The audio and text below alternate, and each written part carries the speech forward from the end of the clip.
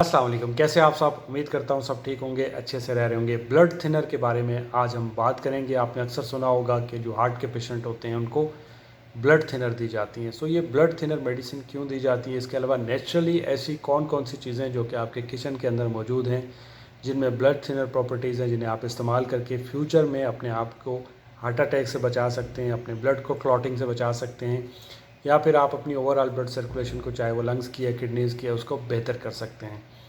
सबसे पहले अगर आप मेरे चैनल पर नए हैं तो चैनल को सब्सक्राइब कर लें, बेल के बटन को दबाएं ताकि मेरी आने वाली हर वीडियो का नोटिफिकेशन आपको मिल सके।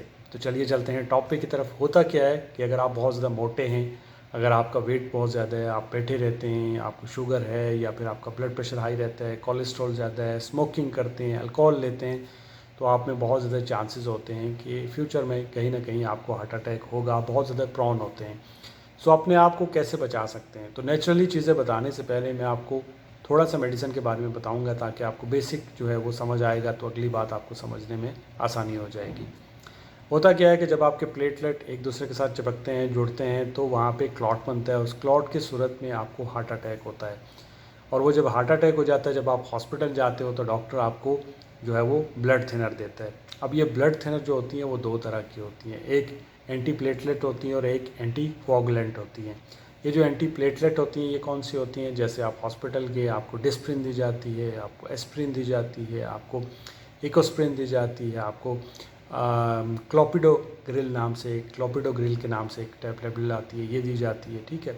तो ये एंटी प्लेटलेट होती हैं। आपके जो प्लेटलेट एक दूसरे से चिपकते हैं, उनके चिपकने की सलाहियत को कम कर देती है। वो जो सेल्स होते हैं वो चिपकते नहीं है और उसके नतीजे में वहाँ पे क्लॉट नहीं बनता है और आपकी जो ब्लड सर्कुलेशन है वो अच्छी रहती है। सो आपको ये ब्लड थिनर के तौर पे दी जाती है। सेकंड, आपको एंटी कोआगुलेंट दी जाती है। ये कौन सी? जब आपके खून को मज़ीद पतला करना हो या फिर उस टाइम की जो ड्यूरेशन है उसको बढ़ाना हो, कि आपकी क्लॉटिंग की जो ड्यूरेशन है उसको बढ़ाना हो, कि आपका ब्लड जो क्लॉट हो रहा है उसका जो टाइम है वो बढ़ जाए, तो उसके लिए फिर आपको दी जाती है वारफरीन नाम की एक टैबलेट दी जाती है, या फिर आपको एसिट्रॉम दी जाती है, या फिर आपको रिवरऑक्सीबिन के नाम से भी टैबलेट दी जाती है। तो मोस्टली जो है वो वारफरीन नाम से टैबलेट दी जाती है, या फिर जिनका स्टेंट पड़ा हो या फिर जिनकी हार्ट से रिलेटेड प्रॉब्लम होती है उनको बहुत ज़्यादा लंबे अरसे तक एंटी कोआगुलेंट जो होती है वो दी जाती हैं। ये जो एंटी प्लेटलेट होती हैं ये इसलिए दी जाती हैं ताकि आपका खून पतला रहे, लेकिन इसमें आपकी ब्लीडिंग का जो रिस्क होता है, जैसे आप डिस्प्रिन खा रहे हैं, एस्प्रिन खा रहे हैं, तो उससे कम होता है। लेकिन एंटी कोआगुलेंट जो होती हैं इसमें आपकी ब्लीडिंग के चांसेस बहुत ज़्यादा होते हैं कि कहीं भी आपकी इंटरनल ब्लीडिंग हो सकती है, किसी भी जगह पर ब्रेन पे हो सकती है, आपके पेशाब जो होता है उसमें खून आ सकता है। सो इसलिए आपको बोला जाता है कि अगर आप एंटी कोआगुलेंट ले रहे हैं तो जैसे स्टेंट जिनको पड़ा होता है या फिर हार्ट के पेशेंट होते हैं तो उनको वारफरीन दी जाती है। उनको बोला जाता है कि आपने 5 दिन के बाद, 1 हफ्ते के बाद जाके अपना PTINR जो है वो टेस्ट करवाना है। एक INR टेस्ट होता है, इसमें देखा जाता है कि आपका जो खून है वो ब्लीडिंग, वो जो खून है वो कितनी देर में पतला हो रहा है, कितना ज़्यादा पतला हो रहा है।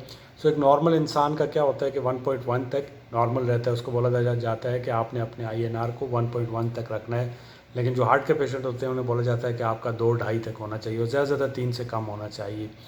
बहरहाल कुछ नेचुरली चीज़ें ऐसी हैं जिनके अंदर जो है आपको ये एंटी प्लेटलेट और एंटी कोआगुलेंट प्रॉपर्टीज़ मिल जाती हैं जो कि आपके किचन के अंदर मौजूद हैं, जिन्हें आप इस्तेमाल कर सकते हैं। वो कौन कौन सी हैं? उसमें नंबर 1 पे आ जाती है हल्दी। हल्दी के अंदर होता है कुरकुमिन जो कि आपकी इन्फ्लामेशन को दूर करता है और इसमें एंटी इन्फ्लामेटरी प्रॉपर्टीज़ भी होती है और ये एंटी कोआगुलेंट भी होता है जो कि आपकी ब्लड की कोआगुलेशन को, जो आपकी ब्लड की जो क्लॉटिंग है उसको कम करता है। सो आप इसका भी इस्तेमाल कर सकते हैं। आप इसे दूध के अंदर भी डाल के इस्तेमाल कर सकते हैं, या फिर आप हल्दी के मार्केट से कैप्सूल भी ले सकते हैं, या फिर कुरकुमिन बोल के आप हल्दी के जो कैप्सूल होते हैं वो आपको मार्केट से मिल जाएंगे।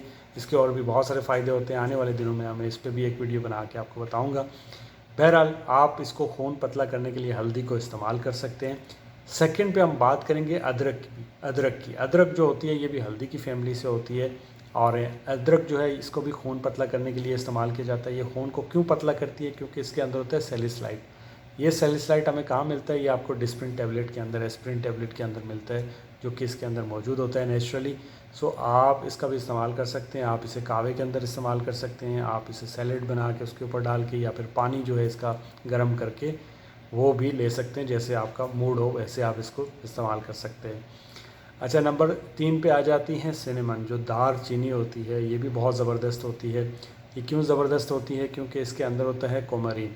ये कोमरीन क्या होता है? ये भी वारफरिन नाम की जो टैबलेट होती है, जो एंटी कोआगुलेंट होती हैं उसके अंदर, वारफरीन आती है जिसके अंदर ये होता है। सो इसके अंदर नेचुरली ये होता है, तो आप इसको भी इस्तेमाल कर सकते हैं ब्लड थिनर के तौर पे। खून को पतला करने के लिए आप जो दारचीनी होती है उसकी चाय बना के पी सकते हैं, कावा बना के पी सकते हैं, पानी ले सकते हैं। सो इसके अंदर भी आपको मिल जाएगा। नंबर 4 पे आ जाती हैं कैनी पेपर, जो सुर्ख रंग की जो मिर्च होती है वो, उसके अंदर भी जो है वो सैलिसाइलाइट होता है बहुत अच्छी मकदार में, जो कि डिस्प्रिन के अंदर, जैसा कि मैंने आपको बताया, डिस्प्रिन और एस्प्रिन के अंदर होता है। सो ये भी खून को पतला करने के लिए इस्तेमाल की जाती है, इसे भी आप इस्तेमाल कर सकते हैं। नंबर 5 पे आ जाता है लहसुन। लहसुन आप सबको पता ही होगा, एंटीबैक्टीरियल, एंटी माइक्रोबियल प्रॉपर्टीज़ होती हैं। ये एक एंटीबायोटिक का काम करता है, आपकी बॉडी से टॉक्सिन को रिलीज़ करता है। सो किसी भी पेशेंट को जिसको हाई ब्लड प्रेशर है उसको बोला जाता है आपने लहसुन खाना है। तो लहसुन जो होता है ये भी खून को पतला करता है, इसे भी आप इस्तेमाल कर सकते हैं। नंबर 6 पे आ जाता है विटामिन ई। विटामिन ई भी जो आपका ब्लड है उसको पतला करता है और खून को पतला करने में मदद करता है। सो विटामिन ई जो है पर डे की जो रिक्वायरमेंट होती है वो 400 इंटरनेशनल यूनिट होती है, इतना आप ले सकते हैं। लेकिन हार्ट के पेशेंट को ये नहीं लेना होता क्योंकि वो ऑलरेडी ब्लड थिनर ले रहे होते हैं। सो कोशिश करिए कि नेचुरली तरीके से लें। जैसे आप बादाम खाएंगे तो आपको विटामिन ई मिल जाएगा। इसी तरह आप ऑयल ले सकते हैं, ऑयल में जो है आप सनफ्लावर ऑयल ले सकते हैं, उसमें भी आपको विटामिन ई मिल जाएगा। जैतून का तेल ले सकते हैं, उसमें आपको विटामिन ई मिल जाएगा।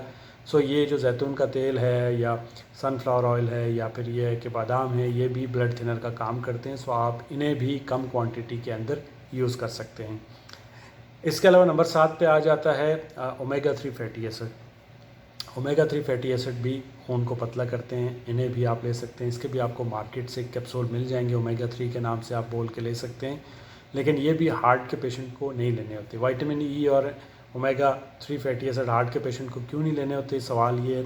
तो इसका जवाब ये होता है कि क्योंकि वो ऑलरेडी ब्लड थिनर ले रहे होते हैं, वो ऑलरेडी वारफरीन खा रहे होते हैं, वो ऑलरेडी एस्प्रिन खा रहे होते हैं, तो उनका ब्लीडिंग के चांसेस जो होते हैं वो बढ़ जाते हैं। उनको पेशाब के अंदर जो है वो खून आ सकता है या फिर किसी जगह पे भी उनको जो है वो इंटरनल जो है वो ब्लीडिंग हो सकती है। तो इसलिए उनको बोला जाता है कि अगर आप जो है वो ब्लड थिनर ले रहे हैं तो आपने अपने डॉक्टर से पूछना है, उसके बाद ही आपने कोई भी मेडिसिन इस्तेमाल करनी है। बहरहाल ये चंद चीज़ें हैं जो कि आपके घर के अंदर मौजूद हैं, जिन्हें आप नेचुरली ब्लड थिनर के तौर पे इस्तेमाल कर सकते हैं और अपने आप को हेल्दी रख सकते हैं। दुआओं में याद रखिएगा। अल्लाह हाफ़िज़।